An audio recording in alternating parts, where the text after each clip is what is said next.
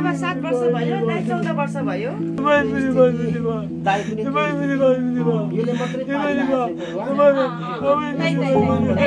यो एकदम पीडित परिवार।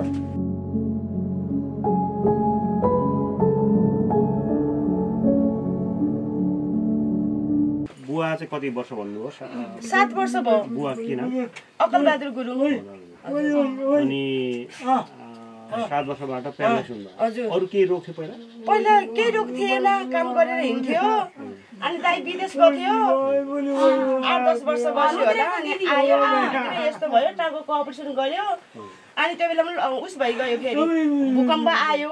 अनि भूकम्प आउँदाखेरि खोपडी हाल्न पाएन। अनि त्यो खोपडी हाल्ने भन्दाखेरि लाँदाखेरि फर्कियो।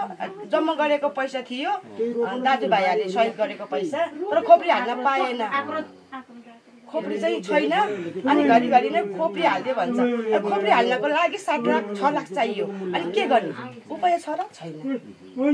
अनि कति वर्ष हुनुभयो चाहिँ? 7 वर्ष। 7 यो 14 वर्ष भयो दाइ त। 14 वर्ष, 7 वर्ष।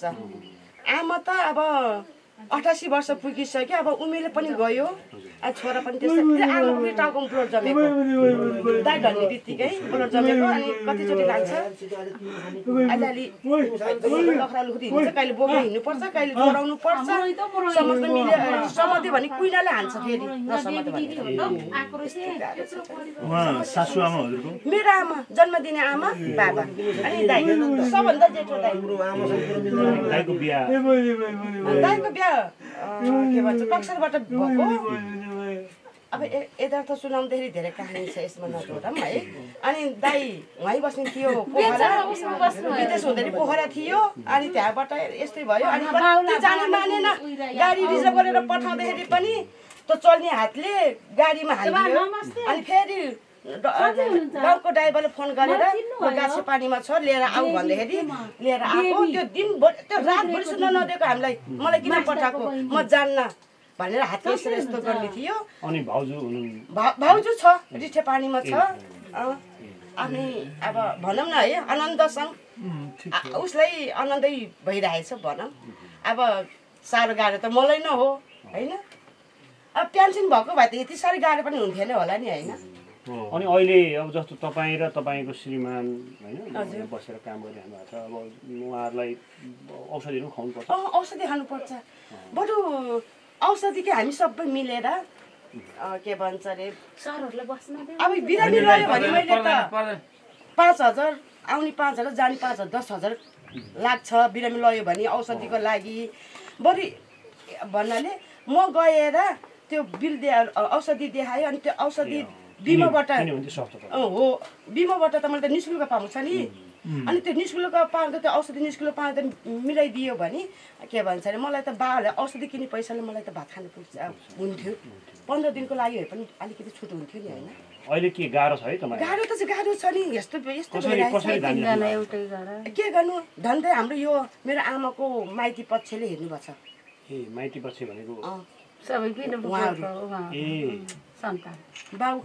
बाउतिरको चाहिँ 1 पैसाको सहयोग छैन के। मावली होस् अथवा के भन्छ अरे हाम्रो खलक होस्, सबै आफ्नो भदिने नाता नातिनीले हो। कहिले चामल ल्याइदिनुहुन्छ, कहिले औषधि खाने पैसा दिनुहुन्छ। आमा पक्षको माइतीहरूले भदिने नाता नातिनीहरूले सेवा गरिरहनु। हाम्रो फुपू हो, चेलीबेटी हो, जसले गर्दाखेरि उहाँ बोल्दैन। एकदम नराम्रो शब्द 1 वचन मात्रै हो। ओइ ओइ भन्छ, अरूले देख्यो भने ओइ भनेर राम्रो भयो। बाबा त बोल्दैन, मामु मात्रै हो। आमा भन्ने त्यति मलाई आमा भन्न मात्रै सक्छ। आमा आमा भन्छ। अनि त्यो पानीको इसारा देखाउँछ। अनि टोयलेट आयो भने यता आउँछ। अनि टोयलेटभित्र लाने फेरि बोकेर फेरि घाम निस्केपछि उठ्ने बित्तिकै बाहिर। जस्तो दाइलाई त त्यो टाउकोको अपरेसन गर्नुपर्दा यस्तो भयो, बुवालाई चाहिँ के भएर यस्तो भयो? प्यारालाइसिस। ए प्यारालाइसिस हान्यो। बाको चाहिँ झन् पहिलोचोटि हान्दाखेरि त ठिकै थियो, यसरी हिँड्थ्यो। अहिले दोस्रो चोटि हान्दाखेरि उठाइदिने, सुताइदिने, हगाइदिने, मुताइदिने। दोस्रो हान्दाखेरि भने सबै तपाईँहरू बुवा चाहिँ कति वर्ष हुनुभयो? बुवा 88 वर्ष होइन, आमा हो 88 त। आमा भन्दा 11 वर्ष सानो हो बाबा।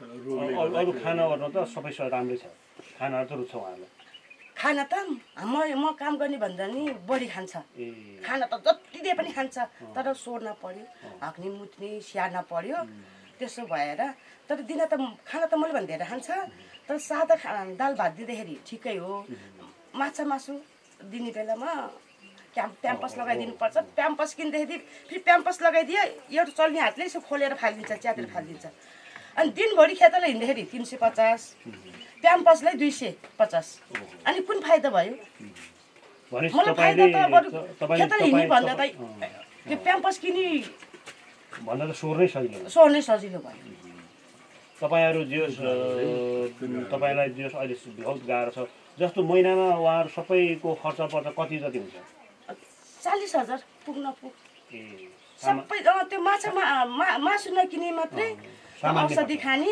सामान्य 40,000 लाग्छ अहिले यो अपाङ्गता भत्ता पनि दिन्छ होला है सरकार हजुर अपाङ्ग भत्ता पाउन त त्यही हो पुरा अब ल्याएर खाने अनि थाप्यो तिर्ने पुग्दैन त्यो भन्नाले 6 दिनलाई 3 जनाको भत्ताले गर्दा 6 दिनलाई खाना पुग्छ अनि यताउति दाजुभाइ अथवा दिदीबहिनीहरू अनि आफन्तहरूले धन्दै हेल्प हजुरको मावलीहरूले भनौँ न मावली होइन मेरो आमाको भदै पार्टीले मेरो आमाको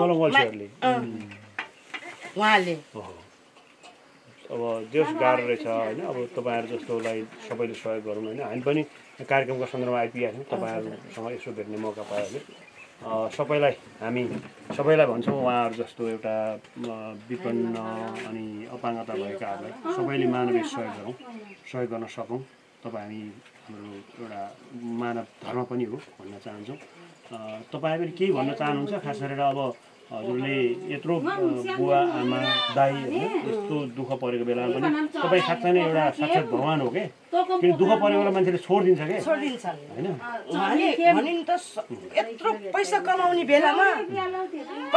बेलामा उसको दिदी बहिनी त्यो उसको के त्यो उसो हुन्छ नि त के अरे बनाएको के धर्म बहिनी धर्म दिदी गर्ने त्यो बेलामा टन्न थियो अहिले कहाँ गयो यस्तो थला पर्ने बेलामा भन्नु त त्यो बेलामै आफ्नो विदेशबाट ल्याउने पैसा आफ्नो दराजमा राख्ने थिए हेरी यत्रो तर हामीले एउटा चप्पल किनिदिनु थिएन हो कि होइन भन्नु त अहिले यस्तो थला परेर बसेको पर्दाखेरि त्यो दिदी पनि कहाँ गयो होला मेरो म मुनिको बहिनी छ कान्छी हामी दुईले वास्ता प्रस्तो गर्थेन योले आफ्नो बोल बसी हुँदाखेरि अन्तिममा त चाहिने त यही दिदी बहिनी होइन र आफू त भने आफ्नै हुन्छ नि त अहिले त्यो पैसा कमाउँदाखेरि सधैँ गाडीमा रिजर्भ गरेर कहाँ घुमाउन लान्थ्यो उसले अनि हामीले त एउटा चप्पल धरी फेरिदिन्थेन पहिले जस्तो अवस्था थियो आज त्यही अवस्थामै छु क्या अझै म त्यही त तपाईँलाई गाह्रो छ अब यसमा होइन अब हाम्रो तर्फबाट यो मिडियामा पनि हामी उ गर्छौँ कसरी हुन्छ सहयोग जुटोस् होइन तपाईँहरूको बारेमा मैले कहीँ त अलिअलि सुनेको थिएँ तर म ठ्याक्कै आज यो संयोग घर आइपुगेँ कि यो हाम्रो लालङ साहब यहीँ हुनुहुन्छ हजुरलाई नै यता आइदिन अनुरोध गर्छु हजुरहरूले एकदम राम्रो काम गर्नुभएको रहेछ उहाँहरूको बारेमा केही भनिदिनुहोस् न के छ यहाँहरूको बारेमा भन्नुपर्दाखेरि जो अहिलेको जो पीडित हुनुहुन्छ अकलबहादुर गुरुङको बुवा चाहिँ सुबदार हो नेपाल आर्मीको सुबदार हो मेरो बाबाहरूले त्यो अघि मैले देखाएको स्कुल स्थापना हुनुभन्दा पहिला पनि पढाइको लागि चासो हुँदाखेरि यही सुबदार बुढाले लेखापढा भएर सुबदार बुढोसँग लेखापढा गर्ने काम बुढाहरूले गरेको भन्ने कुरो मैले सुनेको हो सुबदारनी बाजेलाई मैले भेटाएँ सुबदार बुढो मैले थाहा पाएन उहाँ बितेको यो सुबदारको घर नेपालको सुबदारको घर भन्यो भने यो सबैले चिन्छ अहिले चाहिँ नि उहाँ एकदम एक्टिभ मान्छे हो जसपुर गाउँमा काम गर्ने भलादमी जस्तो सबै गाउँ गरिरहेको थियो मैले शालिग स्थापना गर्ने बेलासम्म पनि उहाँ एक्टिभ थियो र त्यसपछि चाहिँ यस्तो भएको र उहाँको जो समस्या छ खास गरी उहाँ नानीले भनिसकेछ उसको एउटा बहिनी पनि छ राम्रै ठाउँमा पुगेछ पोखरामा उहाँले नै देखभाल गरेन भन्नुभएको छ यहाँको भाइ पनि छ एउटा काठमाडौँमा पढिरहेको छ उसले नै उतै बिहा गरेर उतै बसोबास छ उसले नै यहाँ हेरेको छैन अनि यिनकै भाइ पनि अर्को छ भाइ पनि ऊ पनि उतैतिर विदेशमा छ कता ऊ पनि यहाँ हेरेको छैन र यस्तो स्थिति भएको हुनाले चाहिँ नि हामी जसपुरीले उहाँले के गर्नुपर्छ त नि भन्दाखेरि हाम्रो तरिकाबाट युकेमा पनि थुप्रै संस्थाहरू छन् एउटा तनु संस्था छ एउटा हाम्रो फेरि समाज छ उहाँले पनि समयसँग पैसा पठाइरहनुहुन्छ मेरो मार्फत अनि हामी पनि जो पोखराबाट आउँछन् यस्तो समयमा भने हामीले रासन पानी अलिअलि लुगा धुनी यो हामीले सहयोग गरिराखेकै स्थिति छ उहाँको लागि जो अपाङ्ग भत्ता र वृद्ध भत्ता पाइरहेको त्यसले पनि अलिअलि गुजारो भएको छ र हाम्रो युकेबाट आएको पैसा चाहिँ नि मेरो हातमा आएको मैले यसरी नै हाम्रो स्थानीय सरकारको प्रतिनिधिहरू आएर यहाँलाई ह्यान्डओभर गरेको छ र हाम्रै एउटा सदस्य र उनको जोइन्ट खातामा तल दुलेगौडामा राखिएको छ र उसलाई आवश्यकता पर्दाखेरि सम्पर्क गर्छ र ऊ जोइन भएर यो पैसा निकालेर चलाइरहेको स्थिति छ तर अहिले भन्न पर्दाखेरि 7-7 वर्ष 11 वर्ष यस्तो हालतमा हुँदाखेरि यसको खर्च चाहिँ बढी नै छ त्यसले यो थाम्न सक्ने स्थिति छैन गाह्रो चाहिँ उसलाई भइरहेको छ यसको लागि अनि गाउँमा पनि मान्छे कोही छैन कसैले केही भयो भने हेर्ने मौका पनि छैन र यिनीहरू यस्तो स्थितिमा छ भने समस्या धेरै ठुलो छ यो समस्याको लागि एकजना होइन 3 जना चाहिँ उहाँहरू चाहिँ हैन अब केही गर्न सक्ने अवस्था हुनुहुन्न हैन तपाईँलाई त म त एकदम नमन गर्छु हजुर किनभने तपाईँले हैन आमा बुवा दाइ हैन यस्तो हुँदाखेरि सबै हेर्नु भएको छ तपाईँ एउटा सच्चा हैन छोरी ठुलो छोरी तपाईँ त धेरै धेरै नै हुन त बुवा आमाको के अरे सेवा गर्न पाउनु एउटा भाग्यको कुरा हो है तपाईँले हेरिराख्नु भएको छ तपाईँले आफ्नो जिम्मेवारी पुरा गरिराख्नु भएको छ तपाईँलाई एकदम छ हुन त म फेरि हामी यहाँ आइपुग्छौँ यस्तो छ भन्ने पनि पहिला त जानकारी भएन हैन यहाँ थाहा थिएन कि अब यो आउँदै गर्दा फर्स्ट टाइम हो अहिले मिडियामाहरु आउनु भएको है फेरि हामी वंशु बाजुको उसले गर्दै आउनु भएको हो के हैन वंशु बाजेलाई हामी वंशु बाजेलाई नै पठाउनु भयो होला सायद तपाईहरुसँग भेट्नु भनेर दोस्रो रूप लिएर आउनु भयो के अनि अब मसँग त मैले त अब खासै पैसा त बोके छैन हेर्छु है मसँग अलिअलि हो छ भने मैले तपाईँलाई एकदम मसँग अहिले त खासै रहन्छ 2000 रुपियाँ रहेछ राखिदिनुहोस् ल दिदी अब सबभन्दा ठुलो कुरो उहाँहरूको अझ स्वास्थ्य राम्रो होस् हैन राम्रो होस् भन्ने कामना गर्छौँ हामी सबैजनालाई मानवीय सहयोग गरिदिनु हाम्रो आर्टिस्ट साथी के अरे सुरेम देसार पनि यहाँ हुनुहुन्छ होइन उहाँले पनि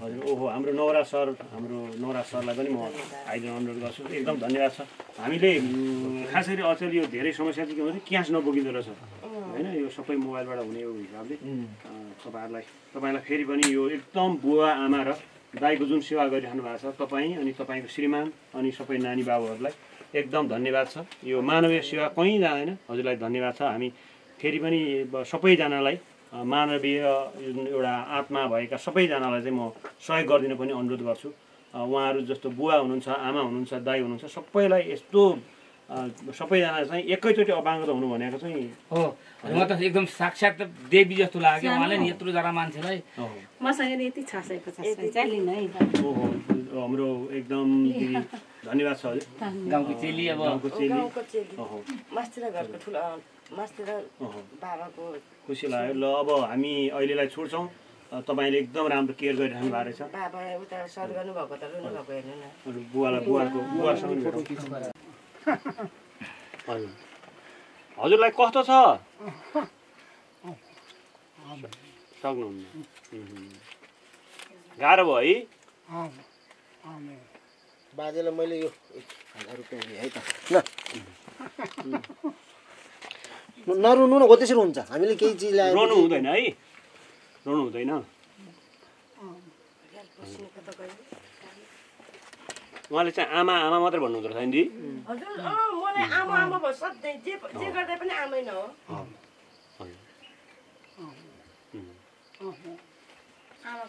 हजुरलाई के खान मन लाग्छ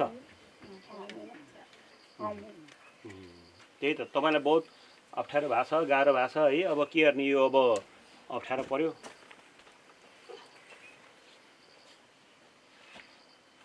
यो दियाल फेरि कति उसो हुँदैन के सुकेर गएपछि सरपले भिजाइ पनि जाँदैन यो दियाल यस्तो हुँदो रहेछ कि बोउँदाखेरि पनि यसरी नै झर्छ जे गर्दा पनि रोलोलै झर्दो रहेछ अनि सुकेपछि कामै लाग्दैन के सरप हाले पनि सल्छ के अरे नहुँदो रहेछ कि सुकेपछि कामै लाग्दैन टिरियाल हो योहरू सुकेपछि जाँदैन के त्यही त गाह्रो